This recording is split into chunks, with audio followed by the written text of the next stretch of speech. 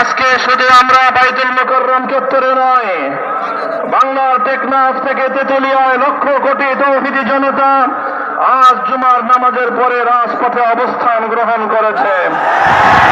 আজকে শুধু বাংলাদেশ নয়, বরং সারা পৃথিবীর প্রতিটি জনপদে মুসলমানরা আল্লাহ নবীর ইজ্জতের হেফাজতের জন্য মুষ্টিবদ্ধ হাতে তারা স্লোগানে উত্তাল করে তুলেছে পৃথিবীর আকাশ। ২৯ কোটি মুসলমান ফ্রান্সের নরপশদ অসভ্য এমানুয়েল ম্যাক্রোর ইসলাম বিরোধী মুসলিম উম্মাহ বিরোধী এই যুদ্ধকে মোকাবেলা করবার জন্য তারা রাজপথে নেমে এসেছে। সারা দুনিয়ার ২৫ কোটি মুসলমান আজ সব ভেদাভেদ ভুলে গিয়ে এক কাতারে সামিল হয়েছে। বিশ্ব মুসলিম নেতৃবৃন্দ অনেকেই ইতিমধ্যে ফ্রান্সের এই অসভ্যতার বিরুদ্ধে তীব্র প্রতিক্রিয়া ব্যক্ত করেছে।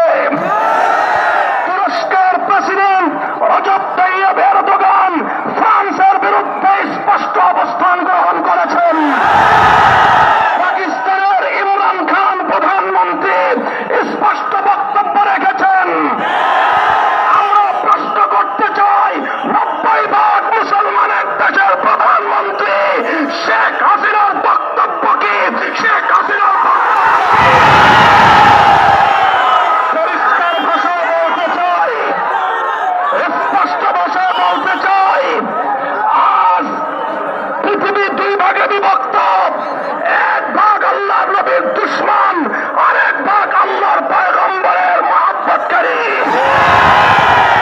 আমরা জানতে চাই আমার দেশের সরকার, আমার দেশের রাষ্ট্রপ্রধান কোন পক্ষে অবস্থান গ্রহণ করেছে।